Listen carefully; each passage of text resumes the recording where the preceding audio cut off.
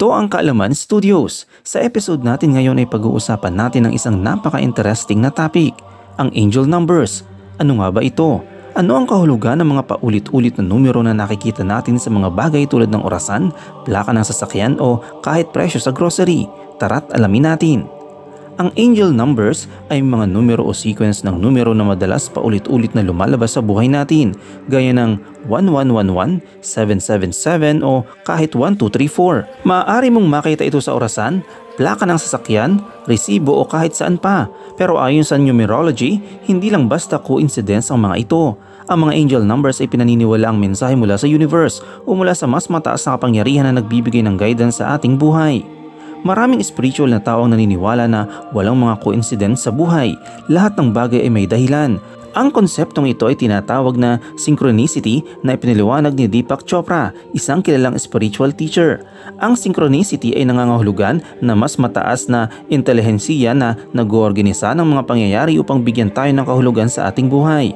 Halimbawa, iniisip mo ang isang salitang success at biglang may narinig kang tao sa TV na binanggit din ang salitang iyon. Hindi mo sinadyang mangyari yon, pero may mas mataas na pwersa na maaaring nagbigay ng mensahe sa iyo.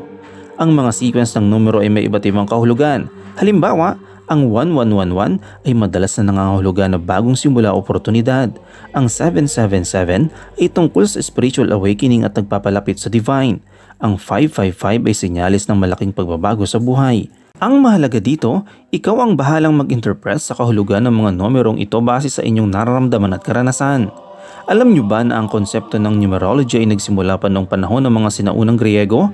Si Pythagoras, isang philosopher, ang unang nagbigay ng mystical na kahulugan sa mga numero. Pero ang modernong konsepto ng angel numbers ay nagsimula kay Doreen Virtue noong 1990s sa kanyang mga librong Angel Numbers at Messages from Your Angels. Ngayon, ito'y mas kilala na sa social media spiritual circles. Ngayon, baka nagtataka ka, paano ko ba magagamit ang angel numbers? Simple lang. Kapag nakakita ka ng paulit-ulit na numero, maglaan ng sandali upang mag-reflect. Ano ang iniisip o nararamdaman mo sa mga oras na iyon? Tanggapin ang mensahe at gamitin ito bilang gabay sa iyong mindset o desisyon sa buhay. Hindi mo kailangang maging psychic para makaramdam ng koneksyon sa angel numbers. Ang mahalaga ay ang pagtutok sa intuition mo at pag-center ng sarili.